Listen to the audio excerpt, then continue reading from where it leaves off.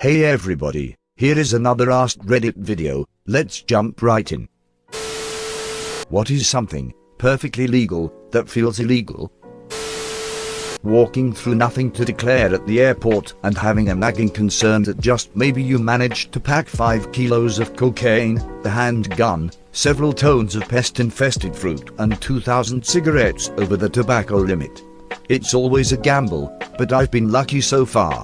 I accidentally took a fairly large knife onto a flight from the US to UK once in cabin luggage and all was fine until I landed. As I was heading over to nothing to declare, I was pulled aside, explaining that the way was tough and it was confiscated. I don't see what the point was at that point. I'd forgotten to hijack the plane, so what's the harm in me bringing a completely clean knife into the country? Conversely, I accidentally tried to take a plastic knife from some fancy dress outfit onto a flight from France to the UK, but was pulled aside by French airport security. Having something of yours in your pocket while in a store that also sells that thing feels the same as walking into a store and then leaving without buying anything. No, seriously, I was just checking my checking account balance on your ATM. I'm not stealing anything. I sometimes feel that guilt when I walk into a store, especially if it's a small family-run business. I walk around, looking at all the cool things, but either nothing really calls to me or I can't afford the things that do.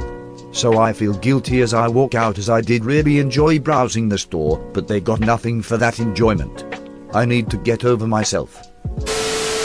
I once brought in with me a bottle of water and got hassled for it. And I was buying other items, so I really needed to steal that 30-cent bottle of water. Anyway, they checked the cameras and apologized rather unenthusiastically. Fuck them and their rather unenthusiastic apology. They should have given a coupon or something. Take this meal voucher that doesn't work. Go fetch. We're gonna frame you for murder. I accidentally stole some hooks from IKEA the other day. The night before, me and my girlfriend went and bought a few things from there, including hooks. When we got home, we couldn't find them. I went back the next day with the receipt to their customer service to see if maybe the lady forgot them. Now, I don't normally go to IKEA, so the only way I know how to get to the checkout area is to go through the entire fucking store first. I passed by the hooks we bought and thought I'll just grab the same ones again real quick in case I need to describe them or something. I don't know. Just a weird thought. Mind you, the hooks are small enough to fit in your pocket. I go through all of the nonsense. Turns out they didn't have them. They even had security check the cameras and they can see the attendant put them in the bin we bought. I drove all the way home, like 20 minutes, and I realized I had the hooks in my pocket. Plus, I found the original hooks in the bin we bought. Now I have 2 sets of hooks. Return the hooks to repent for your crimes. And ask for a refund to double down on the crime. Filling out government forms. I answer honestly, but constantly feel like I'm going to misinterpret a question and somehow commit some manner of bureaucratic felony. The capture effect. Where things you've understood implicitly and without error all your life suddenly become the world's most difficult questions. Does that count as a sign? Are those streetlights? Does that count as a car? Am I a human or a robot? I don't know. I smell a robot. I had to fill out a massive form for a security clearance, and then do an interview with an investigator who got extremely heated over the fact that I didn't work or take classes during college breaks. The form basically requires every detail of your entire life. I just got done with that process today. Thankfully my investigator was chill and helpful. I asked him what the best answer to the question like "have you ever aided a terrorist act" was, and he just laughed and said he's never got an exciting answer and it would be a lot of paperwork for him if he had. "Oh, you were asked on a government form if you have ever aided a terrorist act? Damn, that's a clever trap. I'm actually shocked that they haven't caught all the terrorists with that. That's how they caught Bin Laden. Is the information you've provided in this document full and truthful, motherfucker, huh? Or geez. Was I team A that I graduated or April? I can't remember, I relate to this so hard. Also I read that in Murty Smith's voice. Bringing home a newborn infant. But the catch is that it's gotta be yours, right?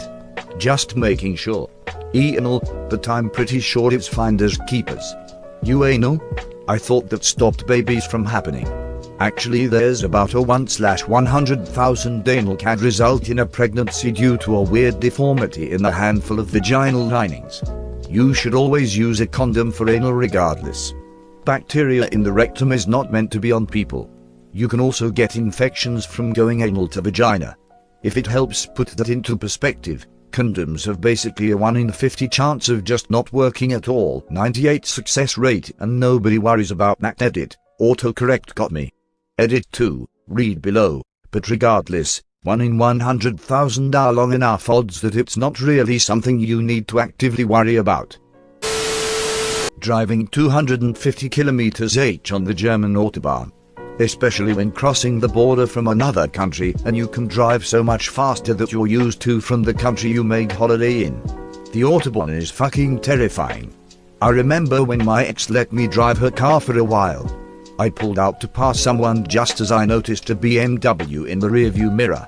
By the time I'd pulled back over into the slow lane, it had already gone flying past me. Truly insane speed. It felt like I'd stumbled onto a Formula 1 track by accident. Yeah, some people really floor it. Interestingly, the distance-adjusted death rate is quite a bit lower on the Autobahn compared to generic routes. It's routine on the Autobahn for police to ticket for people driving slowly in the left lane.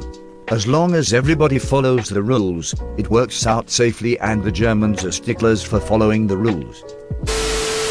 Turning the light on inside the car when you're driving. I called my mom out when I realized recently it's not illegal. You lied to me. You know what this woman says? Are you sure? My mom always told me it was illegal. 53 years my mother believed her mother's lie and passed it on to her kids. 53 years. This seems like exactly the kind of thing that led to Aboriginal peoples developing rituals to bathe in mud or bury the dead or something. Centuries from now we'll turn out the lights in our starships because it's illegal to blot out the stars. I'd be interested in where this started, because it's not just Americans. I'm Hispanic and my parents told me the same thing. Russian here, can confirm. I wonder why is that? Because it reduces visibility for the driver and we were too young to understand why. Edit, it doesn't matter if you think you're unaffected. No matter what superpower you think you have, physics and biology dictates that you are affected. Lol, my dad always said he couldn't see when we did that, and that it wasn't safe, and it put everyone in the car in danger. We were barely old enough to turn on the lights, and thus old enough to understand. We still would get caught up in the moment and do it anyway here and there, and he would just remind us he couldn't see when we did that and to not doing anything but in sight of a police car. The postal police parked right in front of me the other day as I was sitting in my car browsing Reddit, and immediately I thought, shit, did I commit mail fraud and not even know it? Postal inspectors don't play around. You were probably right to be worried. Yeah. One of my friends got accidentally shipped a bag of weed and he is still in legal trouble for it.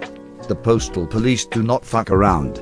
I know a guy who got his weed package confiscated, ups framed that as seized when he called. They had nothing on him though, since he paid cash and shipped it with a fake name, but instead of just letting it go, the dipshit actually tried to claim it back somehow. Basically, the next day his roommate is at my work, which was a bar, and was saying something like, "Fucking hell Jude, start pouring and might have some hours to kill the marshals," and the doe showed up to the house with a warrant looking for dipshit.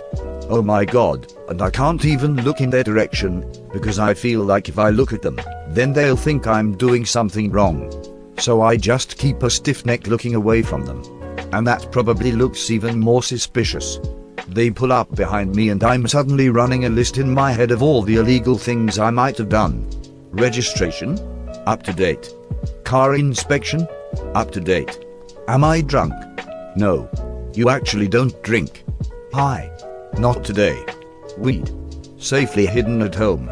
Literally being in their vicinity makes me nervous, and I'm rarely doing anything illegal. Buying alcohol for the first time when you turn 21. In the UK you have to be 18 to legally drink alcohol, so when I turned 18 back in 2014 I bought my first pint, but felt like I was going to court drinking underage despite having a provisional driver's license. You can drink at 16 in pubs if you're with your parents or an adult. True, but you need to have a meal with it though, I think. I think you're right. Funnily enough, in Wetherspoons most meals come with a free pint or other drink of your choice. Edit. Spoons is strictly 18, never mind. Alright UK. You've convinced me. Save me a seat. I'm coming over. As always, thanks for watching. Please subscribe for more upcoming videos. Have an amazing day.